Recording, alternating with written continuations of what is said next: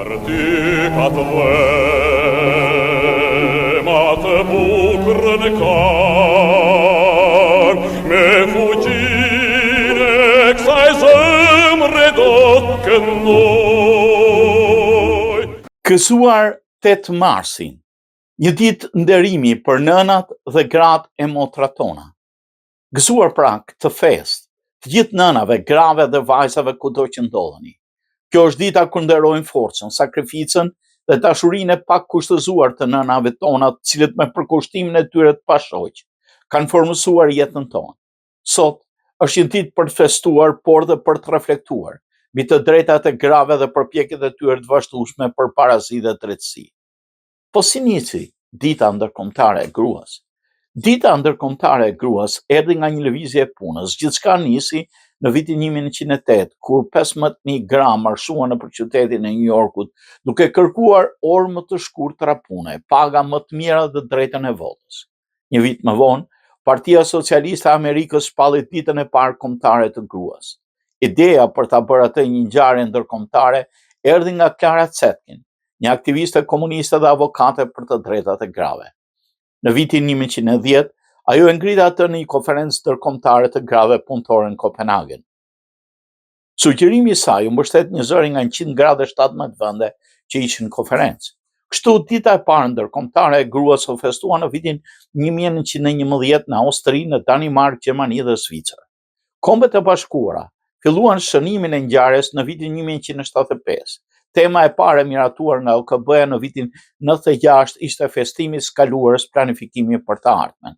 Po pse festohet dita ndërkombëtare e grave më 8 mars?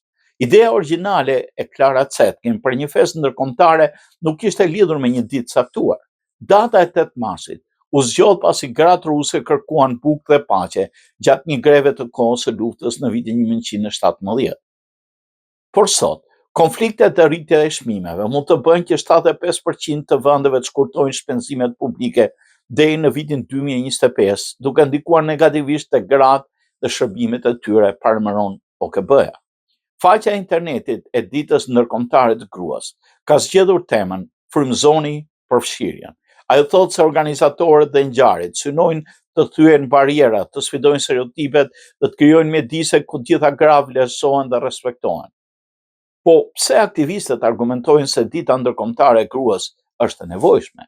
Organizatorët thonë se dita ofron një mundësi për të shënuar progresin e bërë, por dhe për të theksuar erozionin e të drejtave të grave në mbar botën, si dhe efektet e dhunës dhe abuzimit gjinor. Në 12 muajt e fundit, gratë në lindjen e mesme, Afganistan, Iran dhe Ukrainë, kanë luftuar për të drejtat e tyre mes luftës dhe dhunës. Por 8 marsi është dhe një ditë për urimet e fëmijëve për nënat e tyre. Ja si urojnë ata.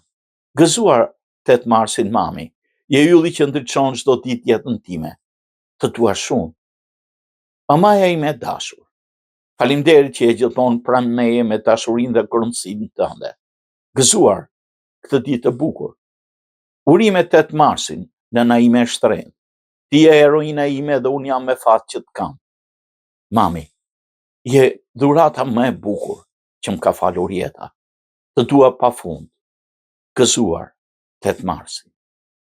Gëzuar mami, ti je mbretëresha e zemrës sime. Faleminderit për gjithçka që bën për mua. Natyrisht, dashuria për nënat është e pafund. Është e pamatshme dhe e pakushtëzuar. Ajo është streha e parë e ngrohtësisë dhe sigurisë për çdo fëmijë. Çdo fjalë e ëmbël, çdo përqafim dhe çdo buzëqeshje nga nëna mbush jetën tonë me gëzim dhe paqe. Përkushtimi i tyre i palodhur, sakrificat dhe forca e jashtëzakonshme që tregojnë çdo ditë janë dëshmi e dashurisë së tyre të pakufishme. Nuk ka fjalë mjaftueshme për të përshkruar madhështinë e nënës, por çdo ditë duhet të nderojmë dhe ta duam me aq përkushtim sa ajo na ka dashur ne. Kështu pra 8 marsi është më shumë se sa një ditë festimi nga ana tjetër. Është mbushur me histori dhe luftë për të drejtat e grave. Çdo datë ka origjinën në lëvizjet feministe të shekullit 19 e fillimit të shekullit 20, ku gratë në vendet e ndryshme të botës nisën kërkonin pagat barabarta kushte më të mira pune dhe drejtën për të votuar.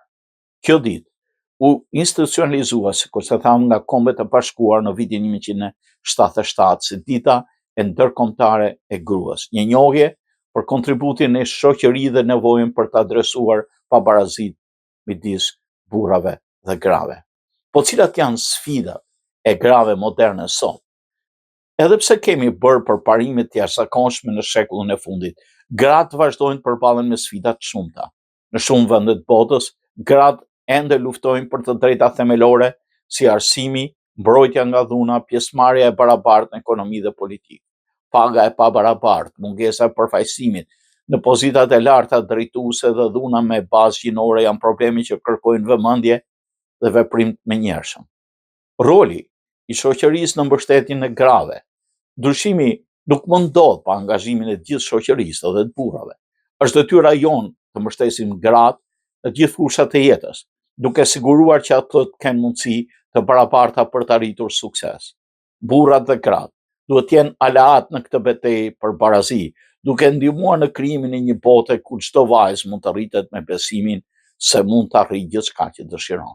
Fuqizimi i grave nuk është vetëm një çështje e drejtësisë sociale, por dhe një investim për të ardhmen. Studimet kanë treguar se kur gratë kanë akses në arsim dhe punë, ekonomitë forcohen, shëndetësia përmirësohet dhe komunitetet bëhen më të qëndrueshme. Prandaj është e rëndësishme të vazhdojmë të mbështesim nismat që promovojnë barazinë gjinore nga politikat shtetërore deri tek iniciativat lokale. Si përfundim, kjo është një thirrje për veprim. 8 marsi nuk duhet të jetë vetëm një ditë festimi e grave siç ka përfunduar në Shqipëri, por një thirrje për veprim.